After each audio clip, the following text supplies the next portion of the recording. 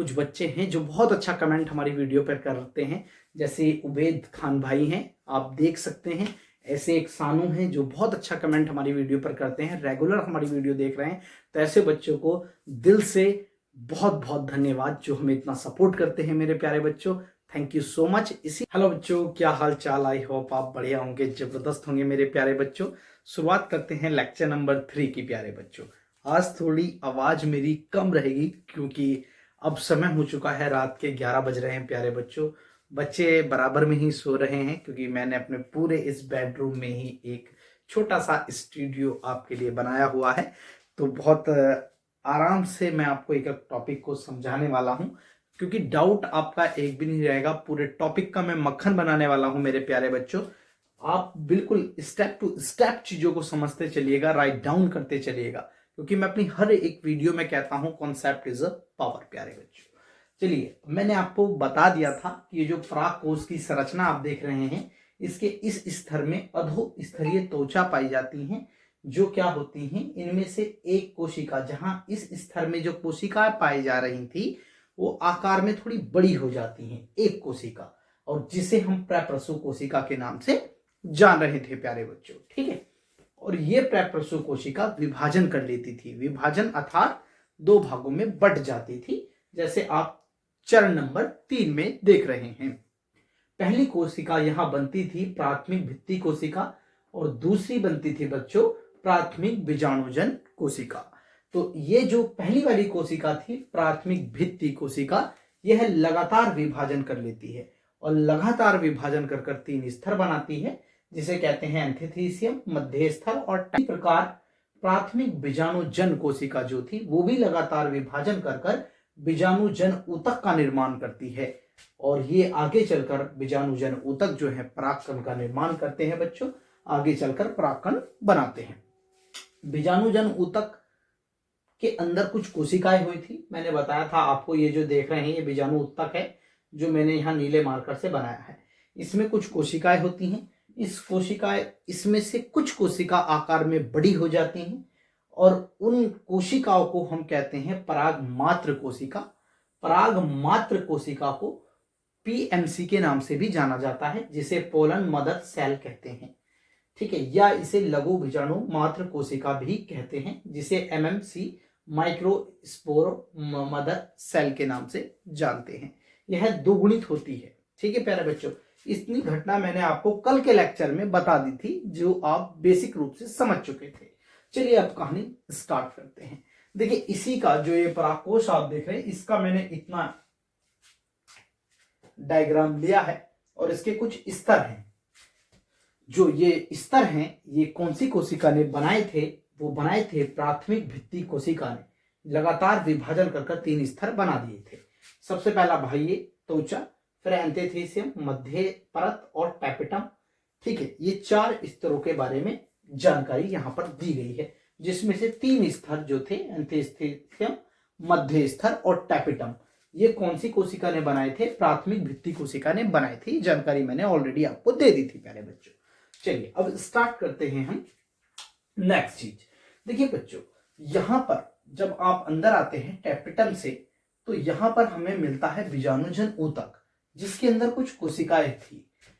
उन कोशिकाओं को मैंने कहा था बीजाणुजन ऊतक जो है उसमें कुछ कोशिकाएं थी, जिन कोशिकाओं को ये देख रहे हैं आप, 1 2 3 4 ऐसी कई सारी कोशिकाएं यहां पर होंगी, जिन्हें मैंने कहा था परागमात्र कोशिका। यह इसका दूसरा नाम था लघु मात्र कोशिका, जिसे एमएमसी या पीएमसी के नाम से जाना जा रहा था। ठीक है, ये जो कोशिकाएं थी ये आपस में एक संरचना के द्वारा जुड़ गई हैं। जो आप ये काला मार्कर देख रहे हैं ये कोशिकाओं को जोड़ रहा है। इस जोड़ने वाली संरचना को प्लाज्मोडेस्माटा कहा जाता है। क्या कहा जाता है? जो बीजाणुजन ऊतक था उसके अंदर जो कोशिकाएं थी, उन कोशिकाएं आपस में जुड़ रही थी। जो उन कोशिका को जोड़ने का कार्य करता है वो प्लाज्मोडेस्माटा करता है। प्लाज्मोडेस्माटा इंग्लिश में कहते हैं, इसे हिंदी में जीव द्रव्य तंतु के नाम से जाना जाता है। ये कोशिका में जीव द्रव्य को, समझिए इसका काम क्या होता है। अब आपने ये कोशिका देखी होगी, ये 2 कोशिकाएं हैं और इनके जो बीच की जो संरचना है इस प्रकार से आपके इसके बीच की जो ये वाली संरचना है इसे ही हम कहते हैं प्लाज्मोडेस्माटा। जो इस कोशिका का जीव द्रव्य होगा वो इस वाली कोशिका के जीव द्रव्य में चला जाएगा, और जो इस वाली कोशिका का जीव द्रव्य है वो इस वाली कोशिका के जीव द्रव्य में चला जाएगा।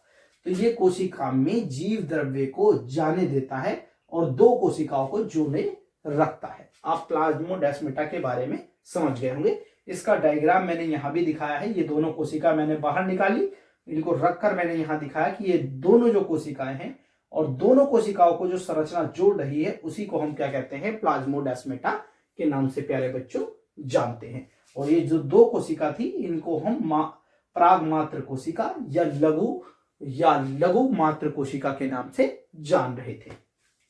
चलिए देखो बच्चों, ये जो कोशिकाएं होती हैं जो मैंने लाल मार्कर से बनाई है, जिन्हें हम प्राग मात्र कोशिका या लघु मात्र कोशिका के नाम से जान रहे हैं, ये जो कोशिका होती हैं ये नहीं चाहती कि क्या बने, प्लाज्मोडेस्माटा बने, अर्थात ये प्लाज्मोडेस्माटा को बनने से रोकती हैं। अगर फिर भी बन जाए कौन, प्लाज्मोडेस्माटा, तो ये अपने आवरण से, मतलब अपने अंदर से एक पदार्थ निकालती हैं, एक एंजाइम निकालती हैं, ठीक है। और एंजाइम निकालने से अपने ऊपर एक आवरण बना लेती हैं, जिसे उस आवरण को कहते हैं कैलोज।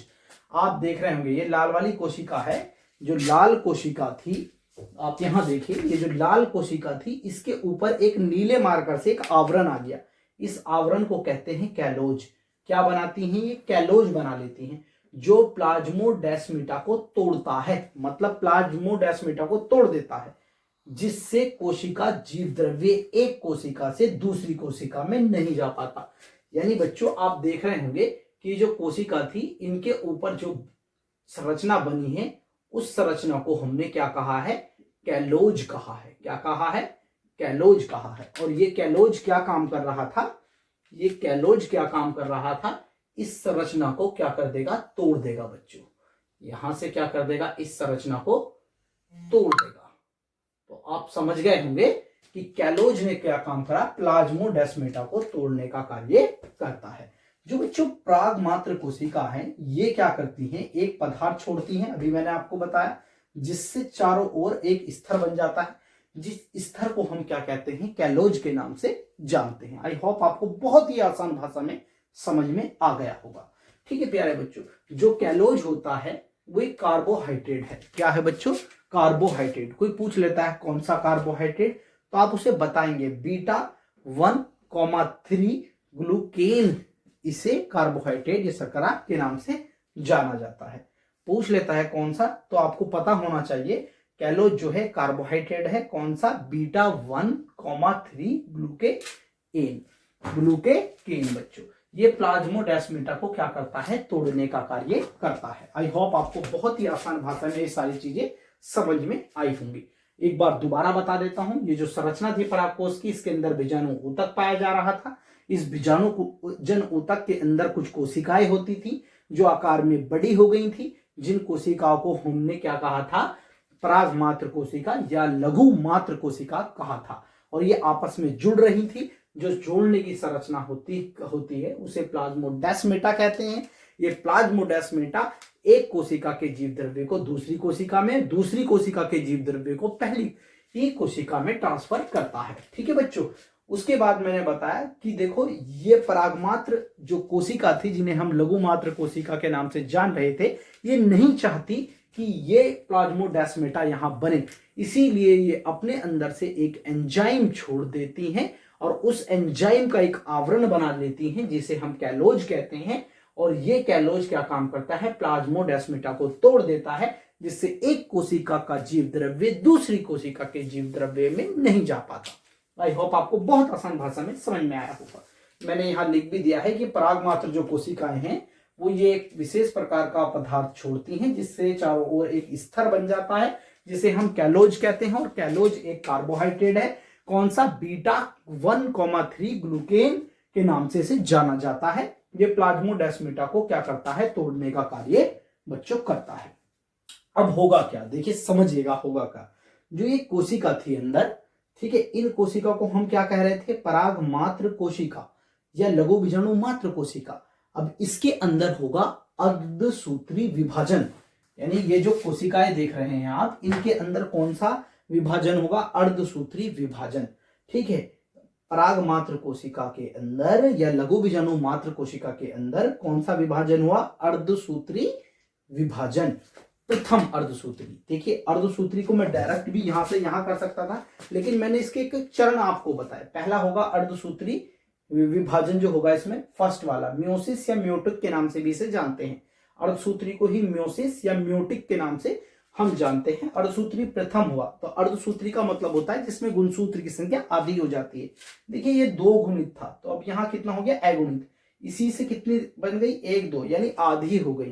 तो अर्ध मतलब आधा, सूत्री मतलब गुणसूत्र, यानी यहाँ पर गुणसूत्र कितने हो जाते हैं? आधे हो जाते हैं। फिर द्वितीय होता है अर्धसूत्री द्वितीय। अर्धसूत्री द्वितीय समसूत्री के जैसा ही होता है। ठीक है, तो यहाँ पर 2 से देखिए, 1 से 2, 2 से कितना बना? 4। और यहाँ पर जो ये संरचना आप देख रहे हैं, इस संरचना को, प्रत्येक कोशिका को हम क्या कहते हैं? लघु बीजाणु कहते हैं बच्चों। क्या कहते हैं?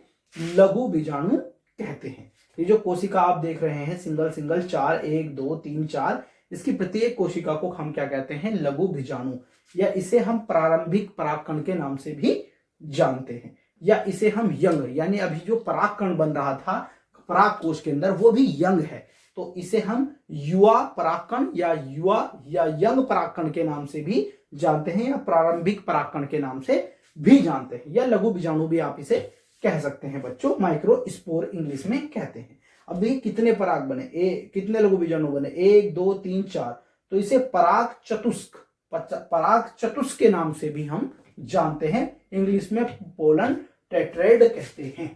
बच्चों ये जो लघु बीजाणु मात्र कोशिका थी, इस लघु बीजाणु मात्र कोशिका से आप यहां देखिए, इस लघु बीजाणु मात्र कोशिका से बच्चों, इस लघु बीजाणु मात्र कोशिका से 4 लघु बीजाणु बनने की प्रक्रिया को हम क्या कहते हैं? लघु बीजाणु जनन कहते हैं, जो आज का हमारा हेडिंग था बच्चों।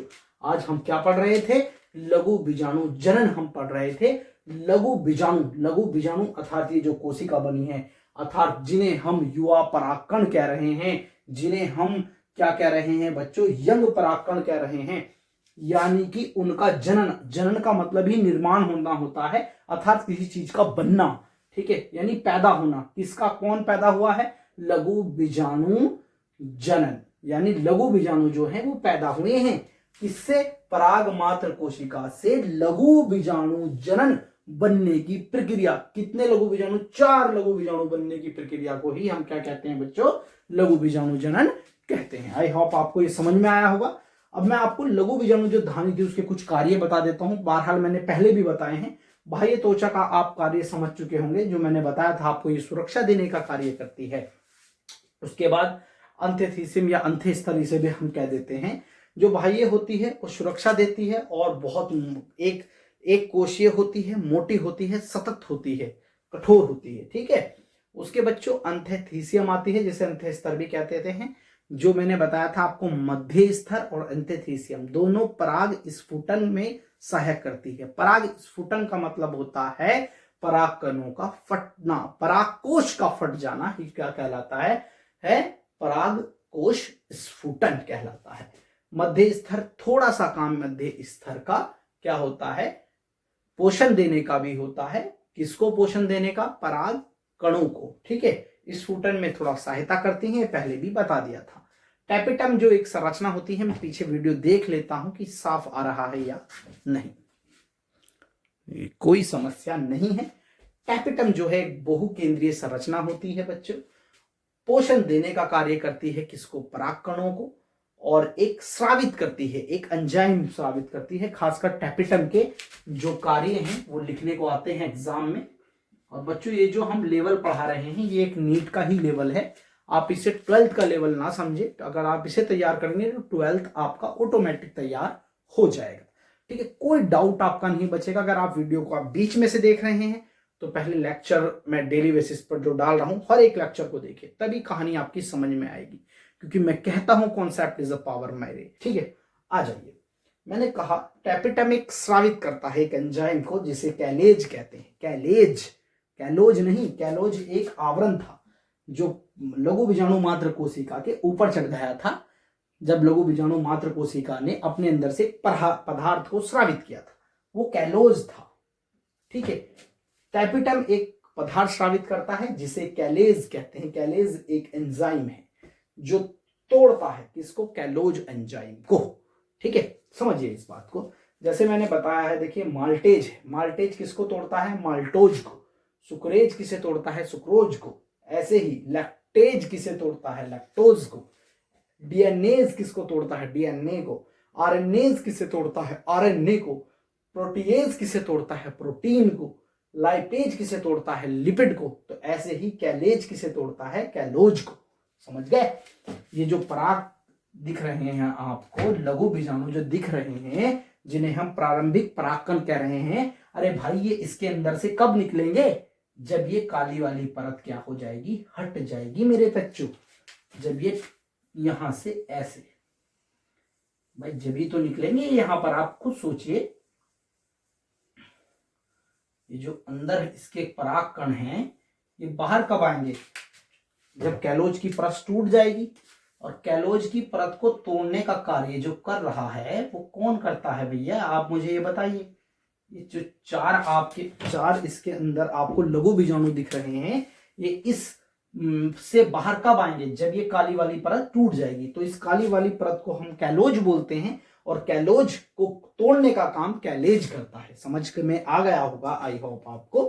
तो प्यारे बच्चों, कैलेज क्या है? नष्ट होने के बाद, कैलोज जो आवरण होता है वो नष्ट होने के बाद लघु बीजाणु मुक्त हो जाते हैं। देखिए जब ये टूट जाएगा तो ये जितने थे इसके अंदर, ये जितने थे, देखिए ये 1 2 3 4, ये चारों जो थे वो मुक्त हो जाएंगे। मुक्त होकर और फिर लघु बीजाणु में विकास होगा। किसमें? ये जो लघु बीजाणु देख रहे हैं, इनमें क्या होगा? विकास होना शुरू हो जाएगा। विकास को हम परिवर्धन कहते हैं, बायोलॉजी की लैंग्वेज में परिवर्धन। ठीक है, में विकास होगा और ये परागकण बनेंगे। क्या बन जाएंगे बच्चों? परागकण बन जाएंगे। ये मैंने आपको बताया कि परागकण का निर्माण कैसे होता है। अगली वीडियो में हम इसको और अच्छे से समझेंगे कि परागकण कैसे बनता है। यानी परागकण का जो है, जो हमारा लघु बीजाणु है, लघु बीजाणु अभी कैसा है? युवा परागकण है, अभी युवा परागकण है। जैसे आप युवा है ना इस टाइम, तो ऐसे युवा परागकण को हम लघु बीजाणु कहते हैं। और ये जो युवा परागकण हैं, इससे इसका कैसे कैसे विकास होगा वो हम समझेंगे नेक्स्ट वीडियो में बच्चों। ठीक है, ये था आज का हमारा लेक्चर। सबसे पहले एक बच्चे का डाउट था कि सर आप एक बार बोर्ड से हट जाए करिए। ठीक है, ये आप स्क्रीनशॉट ले लीजिए प्यारे बच्चों इसका। और बच्चों देखिए, बहुत बहुत धन्यवाद कि आप हमारी वीडियो को देख रहे हैं। प्यारे बच्चों, कुछ बच्चे हैं जो बहुत अच्छा कमेंट हमारी वीडियो पर करते हैं, जैसे उबैद खान भाई हैं, आप देख सकते हैं। ऐसे एक सानू हैं जो बहुत अच्छा कमेंट हमारी वीडियो पर करते हैं, रेगुलर हमारी वीडियो देख रहे हैं। तो ऐसे बच्चों को दिल से बहुत बहुत धन्यवाद जो हमें इतना सपोर्ट करते हैं मेरे प्यारे बच्चों। Thank you so much. इसी प्रकार से आप अपने दोस्तों में वीडियो शेयर करिए, और इसी के साथ मिलेंगे नेक्स्ट लेक्चर में। जब तक के लिए जय हिंद और जय भारत।